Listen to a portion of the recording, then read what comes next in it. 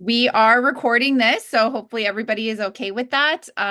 For those of you who have to jump off early or some may not be able to attend the live classes, we do post these into the Google Classroom. So if there's something you missed or you want to go back and hear something again, these will be uploaded to the Google Classroom so you guys are able to listen later if you need to, or again if you miss a class.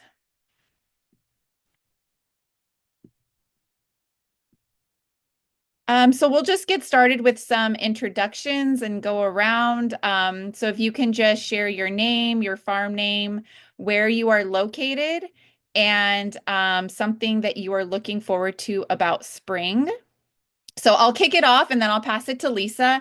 My name is Ingrid Dufford. I'm one of the food safety specialists with North Shore EVP. I do not have a farm, and I am located in YPO, so pretty central on the island of Oahu. And something I'm looking forward to about spring, I think, is just that it means we're that much closer to summer because I'm always just waiting for summer to come around. I'll pass it off to you, Lisa. Thanks, Ingrid. Hi, everyone. My name is Lisa Roden. I am the Executive Director of North Shore EVP. Super stoked to see such a big group with us today. I do not have a farm. I'm a farm advocate and I have a small garden that I love. I live on the island of Kauai in Hanapepe. And because of that, I think what I'm looking forward to this year about spring is some rain because we are abnormally dry over here. And I'm really just hoping that we get some rain for the next couple of weeks before we hit the summer months. So I will pass it on to, I don't know who it is because your thing says iPhone 91, but you're in the car. So I'm going to pass it on to you. Hey, that's me. My name's Ryan Rodero. I work at Kupu Place Aquaponics, in mostly the Kahaluu location. And I think I'm also looking forward to Hanapepe getting some water this spring. That sounds good. But also just yeah, as the growing conditions changed, I've been assured that microgreens almost grow themselves in spring. So looking forward to that nice spring weather. Nice, thanks. Okay, let's pass it off to Kevin.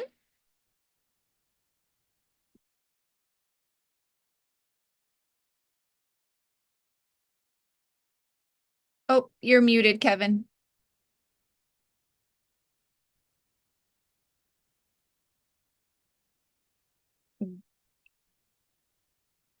Okay, we can come back to you, Kevin, since you're driving and yeah, we'll keep you safe. Let's pass it to Juliana. Hi guys, I'm Juliana. I'm at Ocean Era in Kona. We're a mariculture research company, but we're starting to get into more commercial limu production. So we're doing like sea grapes now mostly, and also some limu lepe ohina. Um, and I am looking forward to doing some traveling this spring. I have some trips planned, so I'm excited for that. Nice. Thanks, Juliana. Okay, let's pass it off to Mick. I recognize you, Mick.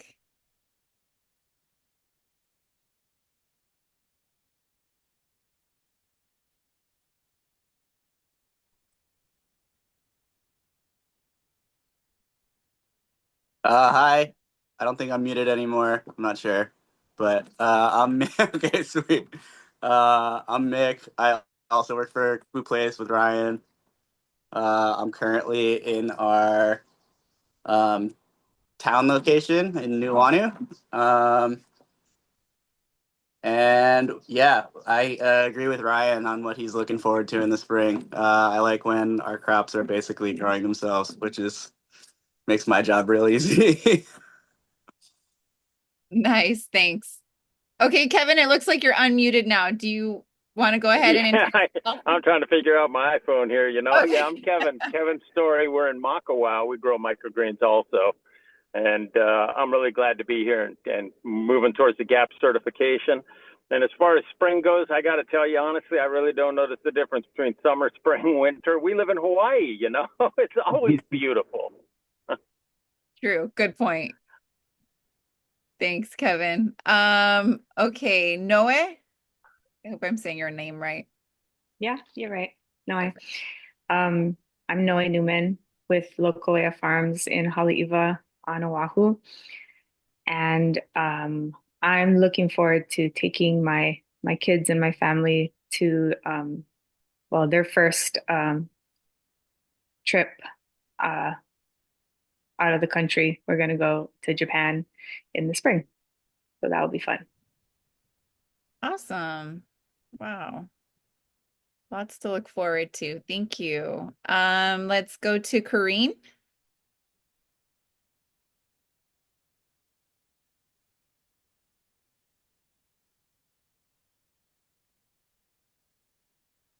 All right. Can you hear me now? Yes. Okay. Hi, I'm Corinne. I work with Kevin at Meyer Mighty Farms. We do microgreens. I'm glad to be part of this and learning more things that can help us be better farmers and better to the environment and to the people. And I got to side with Kevin. It's, all the seasons kind of run into each other, but I'm always looking forward to more time on the water and some waves for surfing and, all the good stuff. Thanks for being here. Awesome. Sounds good. All good stuff. Okay, George, if you can just, I think you just popped in, introduce yourself, your farm name, where you're located, and what you're looking forward to about spring. Well, I'm George Peavy. My farm name is Kahili Kona Farms. We are in Captain Cook, South Kona. We grow principally citrus, a lot of citrus, and a little bit of coffee. Um, I'm a retired veterinarian who has probably failed retirement by taking on a farm. Um, What am I looking? Well, those of you who have already mentioned rain have stolen what I'm looking forward to in spring. We've just gone through 4 months of drought. In fact, the whole month of December, I got 3/10 of an inch, and we've used up our 90,000 gallons of reserve water capacity. So I'm really looking forward to rain in the spring. Awesome. Thanks for sharing, George. It looks like we have someone from Hawaii Mushroom Farm. If you are able to share your name, where you're located, and what you look forward to about spring, that'd be great. Hello, can you guys hear me? Yes. Hi, so I'm Jason. I'm with Hawaii Mushroom Farm. Maybe you guys heard of Mimi Lai, if not already. But I'm located in Honolulu, Hawaii, Oahu. Um, I'm kind of new at this, so we just opened our farm not too long ago, about six months, give or take. So bear with me a little bit. I just moved back to the island in January. So everything's kind of refreshing. But I mean, I enjoy here every day. I look forward to every day, not just spring. So I'm happy because of that. Awesome. All right. Thanks for sharing. Um, I think that's everybody. We've got Anthony Mao on the line, who is a veteran. Anthony, if you want to just say hello. Hi guys. Thanks for having me on the call. I'm gonna be driving around, so don't mind me. I'll turn my video off.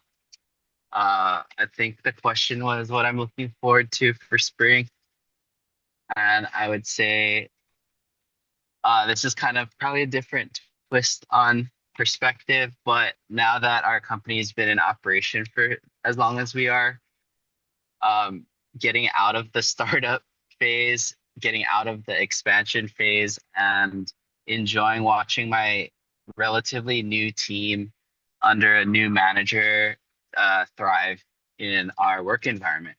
So thanks, guys. Awesome. That's great. All right, everybody, thanks for participating. We will go ahead and move forward. So just so everybody knows, We will meet weekly on Wednesdays at 11 a.m. Typically, the classes are about an hour, 10 classes total. If you are not able to attend, just let us know. No problem. We understand things can come up. Again, like I said, these recordings will be on the Google Classroom, so don't feel like you will fall behind or miss something. You are always able to go back and watch the recordings. And just something to bring to class every day, a smiling face. Any questions or suggestions are always welcome. And here is our schedule. Quickly, again, we meet on Wednesdays. If you're interested in the topics that we will be covering, they're right here. Also, this is on Google Classroom as well. It should be right up at the top, and we'll try to keep it there so it's easily accessible. So again, if you want to make sure that you've got the date and the time right, this is something you'll want to reference as well as the topics. And so just some housekeeping stuff, you guys. When we are on Zoom, if you could keep yourselves on mute until you are speaking. That way we kind of just keep out some background noise. And we understand if you've got kids and things at home. I certainly do. I know Lisa does sometimes, so no worries there if you have to, turn off your camera. But if you can, it's nice to just have it on so we can see faces. And then again, if you can just stay on mute unless you are speaking, that would be great. So what we will cover today is just some general information and requirements on produce safety, worker health and hygiene, soil amendments, animals, land use, production, post-harvest things, and food safety record keeping. So the basics for what is required for harmonized GAP is records is a huge one, records, and more records. And we will talk about that a little bit more later on. A farm food safety plan that outlines your procedures. This is something that we will work with you to create. It's usually about a 15 to 20 page document, but no worries there. That is what we do. All we basically need from you is information, and we will put that plan together. An internal and an unannounced audit. So each farm will get an internal audit from somebody on our North Shore EVP team, as well as an unannounced audit. And then a third-party USDA audit if you are selected. So the USDA will select a few farms from our whole group to perform an audit. So it may or may not be you. And then so just the GroupGAP overview. GroupGAP is a USDA program, and it was established in 2015. Hawaii GroupGAP is part of the Farmers Group, and the Farmers Group manages GroupGAP programs in several states across the country. And then we operate on islands across the state. And all operations in the group, like I mentioned, will receive an internal audit by one of us. And then that internal audit report is submitted to the USDA. And then the USDA will select a subset from the group to perform their audit. And then the group receives the USDA certification together. So what is FSMA and how is that different from harmonized GAP? So a short history of FSMA is we use the acronym FSMA, which stands for the Food Safety Modernization Act. It is a mandate, and it's a law that was signed by the Obama administration in 2011. And that law was made final in 2015. So the purpose of FSMA is really to prevent food safety outbreaks across the entire system. So really, it's a preventative measure. The idea is to put all of these practices in place and try to prevent any sort of illness coming from production and handling and consumption of raw produce. There are 7 primary rules for FSMA and for farmers, and the rule that you'll mostly want to know about is the produce safety rule. That rule includes standards for growing, harvesting, packing, and holding of produce for human consumption. So it's specific products that's grown and held and transported, products that people are actually going to eat. And so a little bit about GAP. GAP stands for Good Agricultural Practices. We often use the words GAP and GIP, and that stands for Good Handling Practices. These are standards that were put in place by the USDA in 22, so GAP has been around a little bit longer than FSMA. And the main difference between GAP and FSMA is that GAP is voluntary.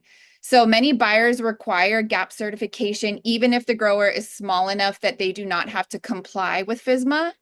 GAP is important because it is recommended best practices to reduce food safety hazards on the farm.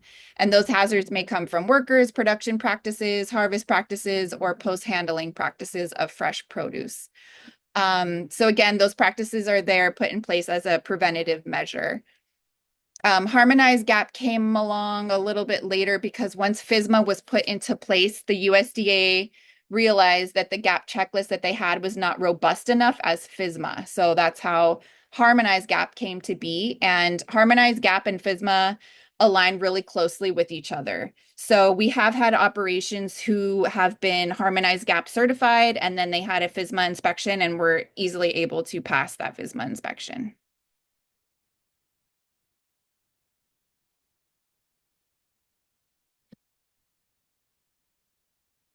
I think I'm up now.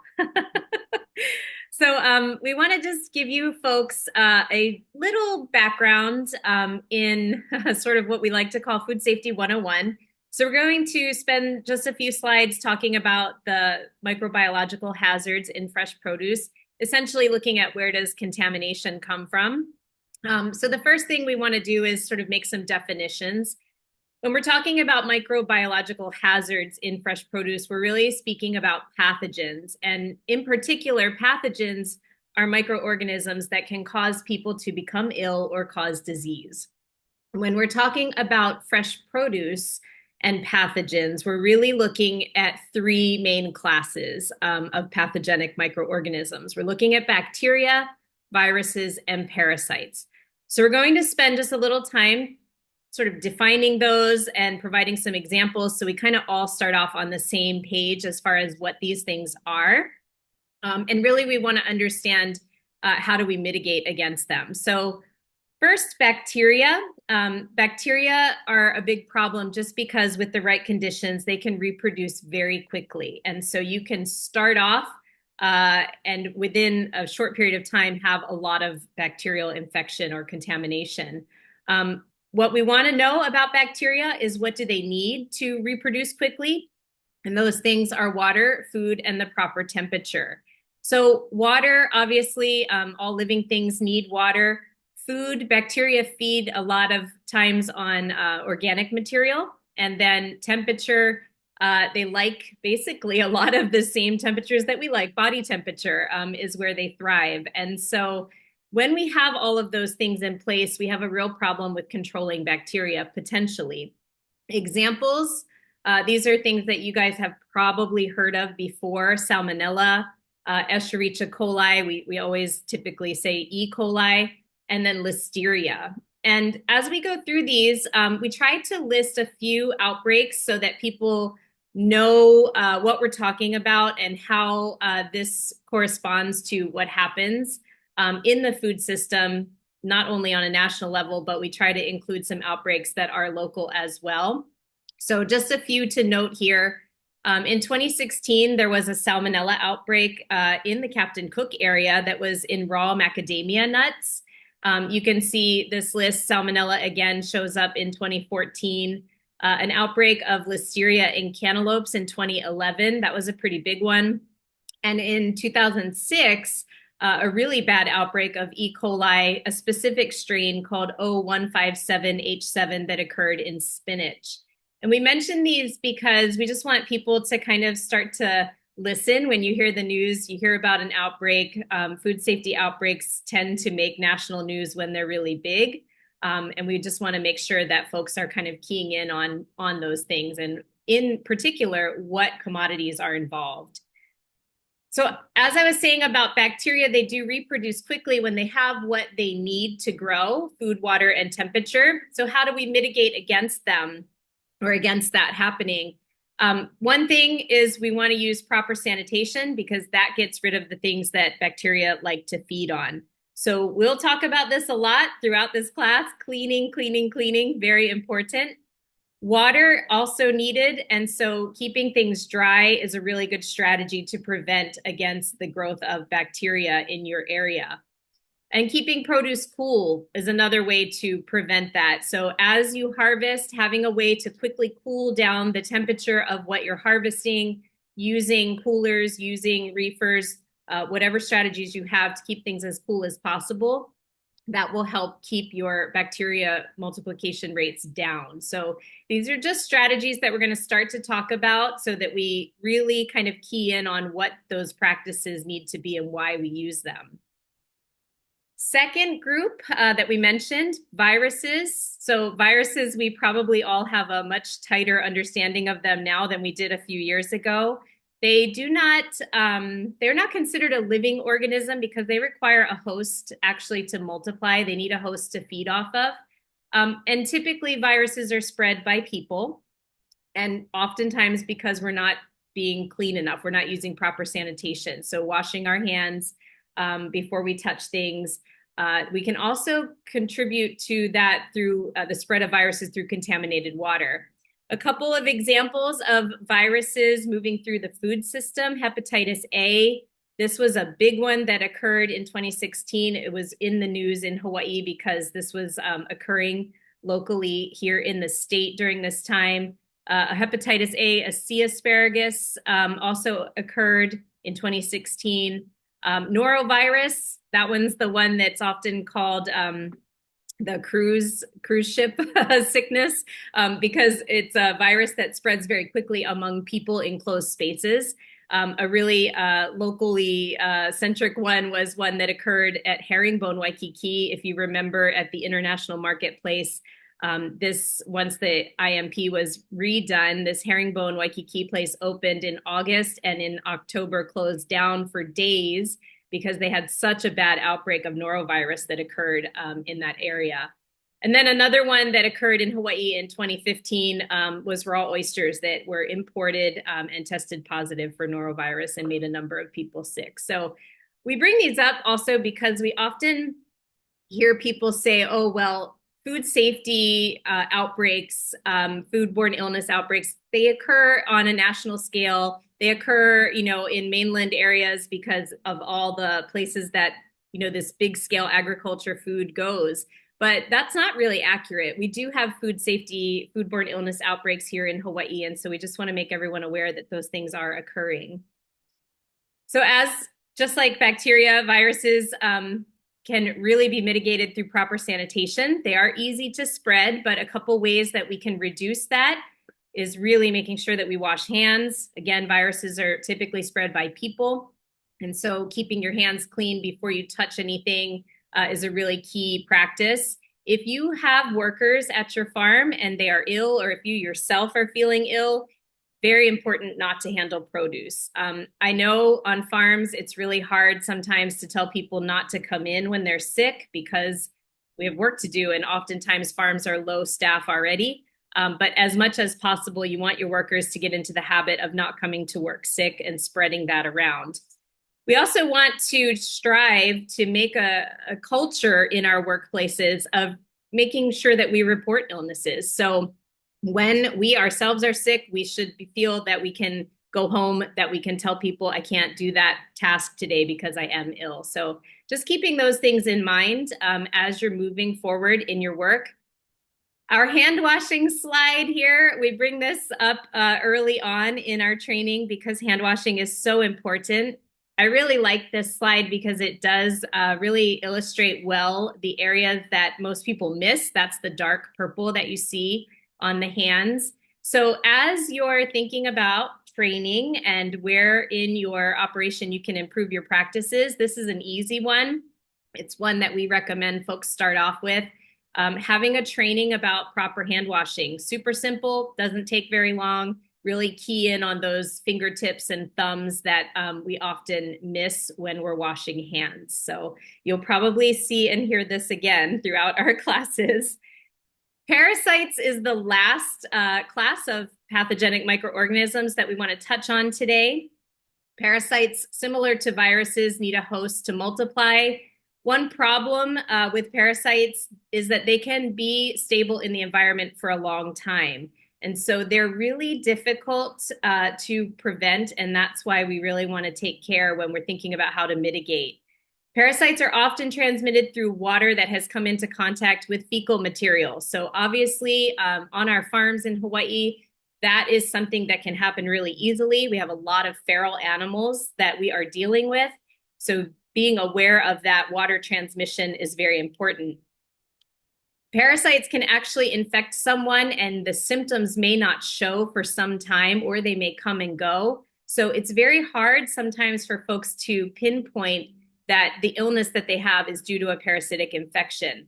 Some examples we're probably pretty familiar with here in Hawaii: Giardia and rat lungworm. These are really good examples, in particular rat lungworm, and we'll talk about that in just a little bit. Parasites are often not killed by chemical sanitizers, so we really want to be on top of mitigation and prevention as much as possible. One way to do that is, just like with bacteria, keeping things dry. We want to not have standing water that someone might walk through with contaminated boots, or the water's already contaminated. Washing hands, very, very important again. Don't come to work when sick. We just talked about that. And understanding a little bit about the pathways, in particular of the parasites that we do have here locally. Rat lungworm is a good example of this because there are multiple animals involved in this pathway. So we really need to know that so that we know where to focus our efforts on pest management. So with rat lungworm, for example, it's not just rats. There are also snails and slugs that are involved in that. So understanding that is important so that we know how to mitigate. Rat lungworm. So we want to touch on this. This is a pretty important one here in Hawaii. It is a disease that affects the brain and spinal cord, and it's caused by a nematode. The pathway for this particular infection is you have a rat or a rodent that is infected. It passes the larva of the worm through its poop, which is then rolled over, eaten by snails, slugs, other animals. And those animals become infected, and they are considered the intermediate host.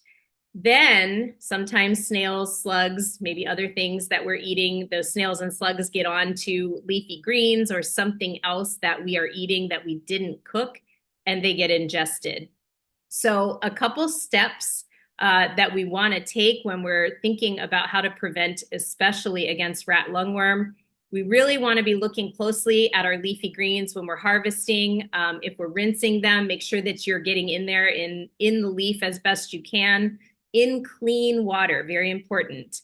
And then pest management is another big piece of this. We really want to make sure that we do our best to try to eliminate the habitat that these animals like. So around your farm, especially packing areas, your harvest areas, your storage areas, any place that you can get rid of any habitat that rats like, that snails and slugs like, you want to do that. And that will really help control your mitigation measures there for rat lungworm. This slide, there's a lot going on here. This is a CTAR slide. I really like it though, because it does give you a couple key practices for prevention. We just talked about those, so I won't go over them all, but one that you really want to think about is cleaning and sanitizing your food contact surfaces to prevent cross-contamination. So we want to also make sure that we don't have surfaces, things that we're touching, that we might then take that contamination to another place. And one last little bit about rat lungworm, just in case you're wondering about the numbers, we really like data here at North Shore EVP. And this is an older set of data. We need to update it if it's available, but just to kind of give you a sense of this and how it's occurring. In 2021, there were 4 cases reported in the state, 5 the year before that. And the lower chart there that you see actually breaks down from about 2015 on how many cases were non-residents versus residents. One thing that I've seen a lot in the news about rat lungworm is that it, for a long time, was really people who were coming to Hawaii as visitors, got sick. Their symptoms, just like parasites, oftentimes the symptoms don't show up right away. They got home and felt like they were having this recurring illness, and that's how they discovered that they had rat lungworm. Now it's a little bit more prevalent, our understanding of how this parasite parasite works and what happens. So it's really important, again, to understand that and be aware of these things. So the challenges that we face working in the food system and you as farmers is really that contamination. These microorganisms, they're very difficult to deal with because we can't see them necessarily with our naked eye. Pathogens can hide in various places on produce. We might have bruising on our produce, scars, we've got curly leaves and things like that. So they can't necessarily just be gotten rid of through a washing or rinsing process.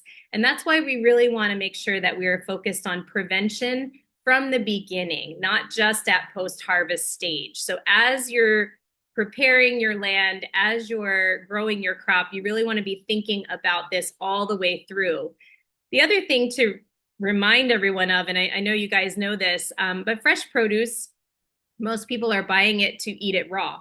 They're not necessarily going to cook it. Cooking provides a kill step, so it's less of a concern. These contaminants are less of a concern, but when we talk about things that we're buying to make a salad or make a smoothie, we're not going to cook those necessarily. So we really, really, really want to focus on the front end work, which is the prevention.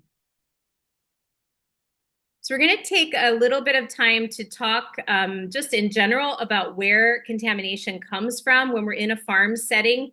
We will be devoting more time to each of these in subsequent classes as we work through what is in the field section of the Harmonized GAP standard. But just to kind of start us off, we will be looking at soil, animals, water, buildings, equipment, and tools, and humans. These are all places that contamination can come from. Some of them probably seem pretty easy to understand. Some of them may be a little bit more difficult. I think oftentimes we don't think about buildings as a contamination source. So we'll get into how that can happen. But the first one to touch on just a little bit more now is our soil amendments. Obviously, raw manure is a concern. It can contain pathogens. So if that's something that is on your farm, we want to be thinking about how to mitigate against that. If you're going to be using manure as a soil amendment, we want to make sure that we're using a technique to reduce that pathogenic load. So we want to think about composting, the time interval between when you're applying that and when your harvest would be, or other techniques that you might be using. In terms of food safety and preparing for a food safety audit, the important thing, if you have a specific technique, is that you are documenting how that technique is working. So what is the technique and what documentation do you need to support it? For example, in composting, you're going to want to think about having records of your temperature, for example, and when you're turning your compost. The other thing we think about with respect to soil amendments is the potential for runoff. So if we're applying in one field, would that potentially run off into another? Cross-contamination, which can happen through machinery, through walking through a field, equipment, and also dust or wind-blown material. So the wind can cause, especially when it's dry, some of this material to move from one place to another. These are things that we'll be asking you a little bit more about in depth in your own operations as we proceed with your risk assessments and farm food safety plans. Animals, this is one that probably doesn't need a lot of explanation, but domesticated and wild animals can be a concern on farms, certainly through spreading their feces around, but also just moving through your operation. So dog and cat hair, for example, birds, lizards, these are all things that we have on farms in Hawaii. And we need to be aware of what are the animals that we have, how are they moving through, what are we doing to prevent them from being in our space. So we really want to watch that. We'll be asking you about what types of animals you see on your farm.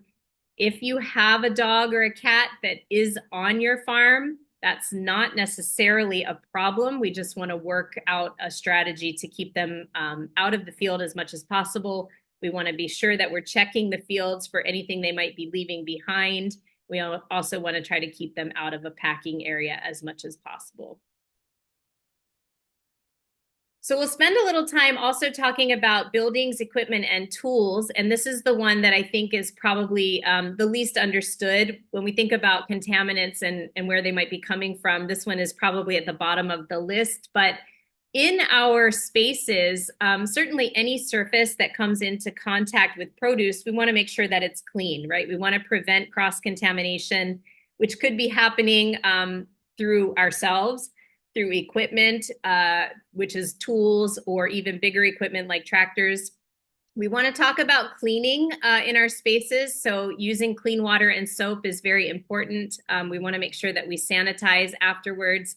And ideally, if possible, we want to have separate tools for separate tasks. So if you've got tools that you're using for cleaning your kitchen space or your post-harvest space, you want to have different tools for cleaning other areas of the farm as much as is practicable. We also want to look at buildings for structural contamination. So is there something that might be dripping? For example, if you have a cooler, an air conditioner. So we want to make sure that those are not posing a hazard as well. And we'll talk again more in depth about this as we prepare you guys for a risk assessment. Water, certainly concerning because of all the things it might carry. And farms, of course, have a lot of water on them, whether it's for irrigation or you also have post-harvest water. So a couple practices that we want to keep in mind when water is around us on the farm. We want to keep things as dry as possible, of course. So standing water, if you have a surface that can be squeegeed or can be swept to keep standing water out of it, that's a practice that we want to encourage. We want to have a cleaning and sanitizing schedule. We need to make sure that any cleaning that we're doing on the farm is done with clean water. And what we mean by that is municipal water or water that has been treated to meet drinking water standard. You'll also hear the term microbially clean or potable water. And essentially they're pretty interchangeable in terms of food safety. We really just want to make sure that we're cleaning with clean water. So we don't clean with irrigation water, for example.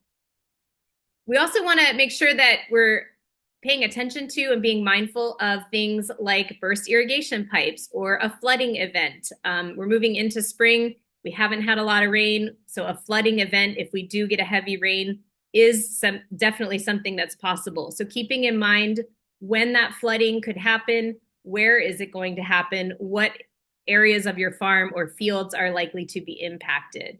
So these are all things to start thinking about in terms of contamination. And one of the examples that we like to share with respect to how water can provide a really great opportunity for contamination is this particular story, which was a salmonella outbreak. It started off because a number of people in states actually across the country became ill. They traced those illnesses to contaminated papayas. And what happened in this particular situation, these papayas were being grown in Mexico. They were grown on a farm where the papaya trees were planted in sort of mounds. And so in between the rows was almost like a little ditch or a canal. They had heavy rain. Drainage ditches were overflowing. So the soil under the trees was contaminated. When the workers went out to harvest, their process was to use a piece of foam that they would put on the ground, harvest the papayas, put that on the foam, and then wrap that around the fruit. So you can probably already start to envision what is happening here. You've got contaminated water that's flowing into these ditches around the trees, contaminated soil, putting the foam down on that, and then wrapping the papayas with that particular foam. So lots of problems with this one. And it didn't stop there. The fruit was then taken to a packing house where it was washed, but the poly foam that they were using was not. It just went back out into the field to be used again. They weren't even monitoring any of this in the packing house. So the wash water that they were using, they were not checking to make sure that any treatment that they were using on it to keep it clean was working. And that wash water was then discharged back out into the ditch. So essentially it was a cycle of contamination. And that is how these papayas got so badly contaminated and then went out distributed across the country. Just goes to show you how every single little step in your practices is important. At any point in this, it probably could have been prevented, but they weren't taking any of those steps to ensure that contamination was reduced. And then, of course, we're going to talk about humans, how we contribute to contamination on the farm. We're probably the biggest contributors, just because we tend to do some things that are not necessarily in our best interest. When we're on the farm and we're coming to work sick, or we're not washing hands, or we don't have hand washing facilities on the farm, maybe we don't even have clean water on the farm. These are all ways where, or areas where contamination can easily occur. So we're going to talk about that. Lots of mitigation strategies are possible here, but we really want to make sure that we understand on your particular operations, what do you have? What do you need? How can we figure out how to get you a better setup if these are some things that are lacking? We're going to talk about this a lot, so you'll hear us say this more than once, but cleaning versus sanitizing, important concept here, two different things. When we're cleaning, we're really talking about physically removing dirt from a surface, and we're doing that through soap and water, clean water. When we talk about sanitizing, that is a treatment that's occurring on the cleaned surface. So after we've cleaned, we're sanitizing to eliminate or reduce microorganisms on that left behind on that surface. So we like to separate these out because cleaning is a step that should happen first and sanitizing is a step that should happen afterwards. So keep that in mind. You'll hear it again. And this is really important for a practice that you're going to be using on your farms, making sure that you are incorporating it, recording it. It will be a record that's needed. And that segues right into Heavy Connect, which Ingrid is going to talk about now. All right. So, like we mentioned earlier, record keeping is a very huge component of the Harmonized GAP standard. We are happy to offer our GroupGAP members Heavy Connect for free. Heavy Connect is our digital record keeping system, if you haven't heard of it, and it's really, really awesome. So this is just a screenshot of what the desktop version looks like, and then what it looks like on your phone. So we'll get into using both of those. So why keep records? So an audit is just a snapshot of time, at your farm. But there's really no way to verify that these practices are being followed day in and day out all year long if there aren't records to prove that. So records are proof that you are actually following these practices every single day that your farm is open. So they're super, super important. I would say from my experience, a lot of times the corrective actions that come about from audits are solely just on record keeping. Like maybe there's not enough records or there's big gaps in record keeping. So again, this is just something that's super, super crucial that everyone should get used to doing, is just keeping really good records on your farm. And Heavy Connect makes that super easy. Every record on Heavy Connect is customizable. So once we get to know you and your operation, we can go in there and customize pretty much everything and make it super, super easy. So I'm saying like it literally will just take you a few seconds to tap, tap, tap, tap, fill out your record, and you're done. It's really, really easy. It's awesome. We really highly suggest that everybody takes advantage of this offer of Heavy Connect. On the flip side, there's always paper records, but that's not always easy. For one, you have to keep these records for a minimum of 2 years to meet the Harmonized GAP standard. And if you can imagine 2 years worth of paper, it just gets super messy. It's like a huge stack. I've seen it, and it takes the auditor a really long time to go through everything and to like organize it. And it just gets really messy. Heavy Connect keeps everything super organized. So when you are on your farm and you're taking these records, like even if you don't have service, as soon as you get back to service or Wi-Fi, your records will then upload. So it'll be maintained in the database, and we also have access to that. So we can see it on our end. So if we are doing a desk audit, we're easily able to check your records and see what's going on. If something's flagged, it will notify us so we can talk about, what was the issue, how was it fixed, or how can we fix it. It just makes it super easy. So again, Heavy Connect is like the most awesome record keeping system that there is out there. And if you're currently keeping paper records, again, I highly suggest just giving Heavy Connect a shot and using it. So really quick, just a few differences between the smartphone app and the dashboard. The smartphone app is what you'll be using every day on your farm. You'll complete the logs. It's time and geo-stamped. You should be completing the record either right after the task or as you're doing the task, just to keep it as accurate as possible. On the dashboard sides of things, you can upload any documents to keep it all there in your account for Heavy Connect. So every farm will have a binder. And in your binder, we can store water test results, your farm plan, your risk assessment, any training certificates, any sort of documentation. So we'll have like everything for your farm together in one spot. Okay, so now if everything can connect easily, I can show you guys how to complete a daily gap record. So the daily gap record is one that you'll want to complete every day that your farm is open. So give me just 1 second. While Ingrid is bringing that up, I'll just let you guys know Heavy Connect, when we first started trying this out, we did have to have farmers pay for it. In the interim, they've provided it to us for free for you guys.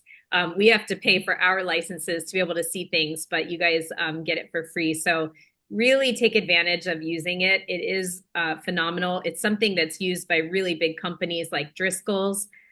So those guys pay a premium to use it, and it's available to GroupGAP farmers in Hawaii at no cost.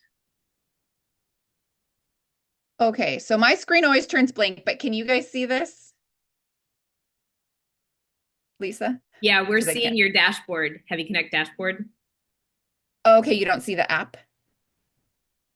No, I'm seeing your tab. Okay, let me try one more time.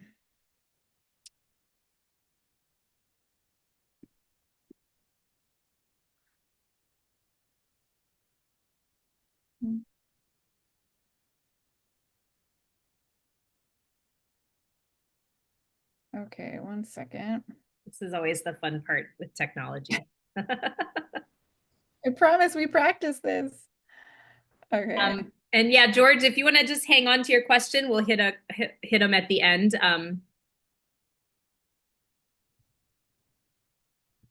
Okay, is it still the dashboard or do you see the app now? Still the dashboard. Oh, okay. Okay. Well, the app was the fun part, so I guess we'll have to save that for another class. Shoots. Okay. Let me exit out. All right, so this is what the dashboard looks like.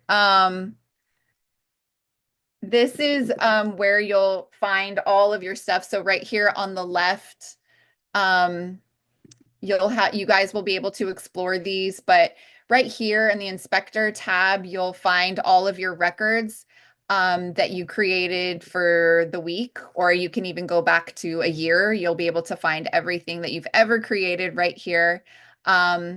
And I specifically created this one to have an attention report. I wish that the app was working so it would make more sense to you guys, but when you are filling it out, if you get something that pops up orange and it says attention, that's totally fine. Basically, what happens is now you can come in. So animal presence observed, I wrote yes intentionally, and that will flag. You can click this arrow and you can type in, what the situation was. So let's say there was you found poop on a crop. You can say that you uprooted the crop and you took out, a foot radius around that crop as well, to correct that action. So super bummed I couldn't pull that up. Hopefully next class we can, so you guys will be able to see how to do it in the app. But we do plan on giving everybody their account information within the next week. Hopefully sooner, hopefully within the next couple of days. And then once we do, you can go in and just start messing around. You can even, fill out a record. It's fine. Just to kind of get the hang of it, we can go in there and delete it. So just to get used to it, it's a good idea to, download it, get in there, and start creating a record. One that I suggest to do right away to get comfortable with is the daily log, the daily gap and restroom cleaning checklist. This is one that you'll want to complete every day that the farm is open and operating. Again, it's super quick. It's just a couple of clicks, yes and no questions, and that's it. It takes you about 15 seconds. So it's really awesome. So I'll go into, I guess, back to the slideshow, Lisa. Yeah, I can, you want to stop, and I'll bring mine up, the slides back up. So we can just finish those.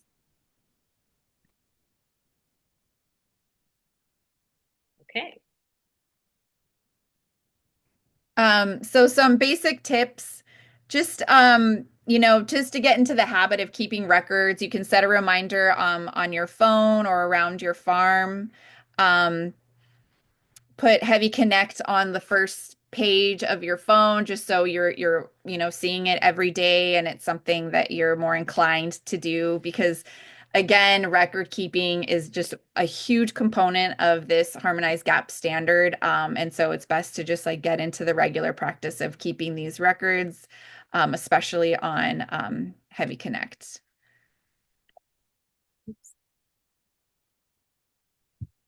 And so that's it for today. There is homework number 1, which is super easy. I guess, Lisa, are you able to pull it up? Yeah, let me see if I can find that. Hang on one sec. I'm going to stop sharing for a minute. So while she's doing that, you'll find your homework in the Google Classroom. This first one's super easy. It's a Google form and also creating a map of your farm. And so this is something that you can do on the computer, or if it's easier to hand draw it, that's fine as well. So here's the classroom. You'll go into class 1. And then there's homework number 1.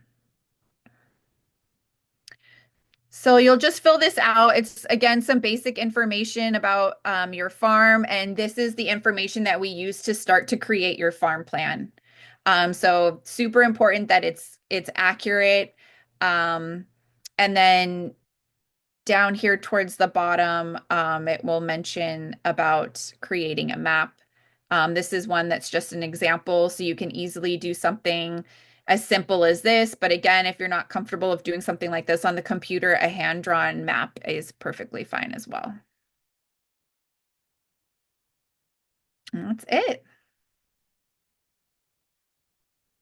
Questions, guys?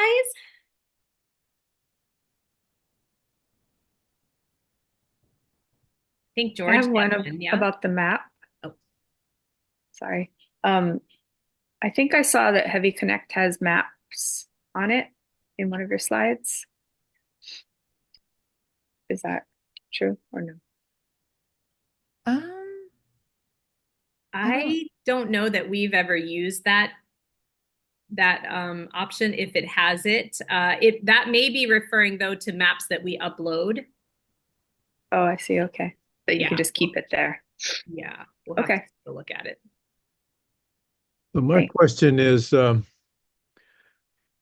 you suggested that we download the app and tour around through it to become familiar with it. Well, I've downloaded the app, but you have to have a username and password in order to be able to cruise through it. And I've seen no instructions about getting a username and password. Help us out. Yes, gotcha. So we are currently working on getting everybody their usernames and passwords like as we speak. So I'm hoping that we can have everybody's usernames and passwords in the next couple of days. So as soon as we have those and those are active, we will reach out to you guys and give you that information and how to log in and all that good stuff. So just hang tight. It is coming, I promise. Okay. Thank you.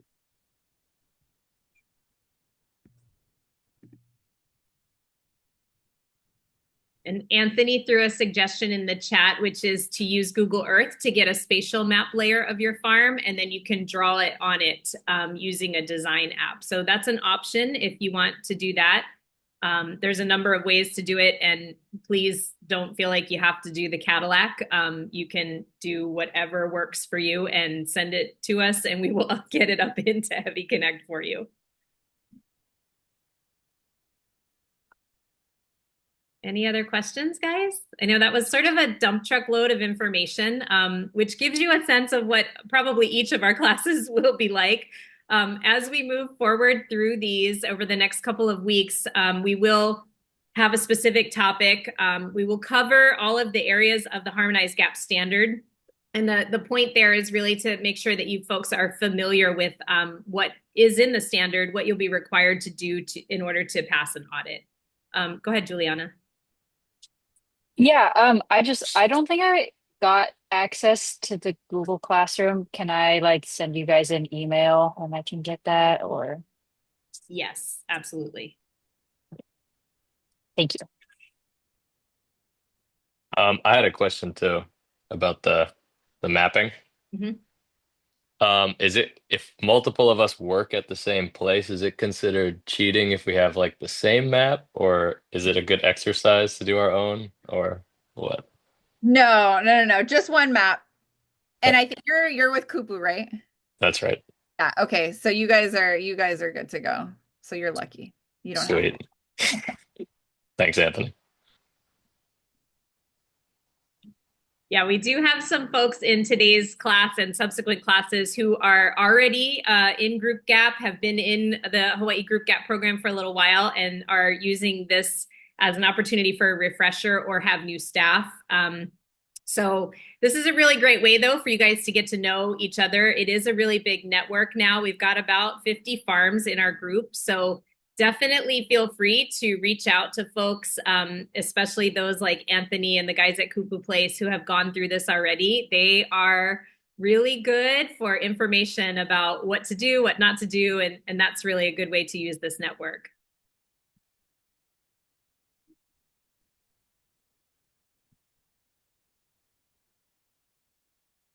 Any other questions?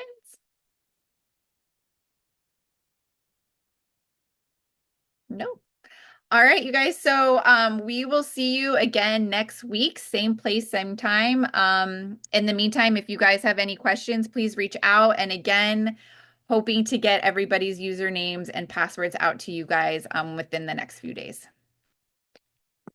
Thanks, guys. Bye, guys. Thank you so much.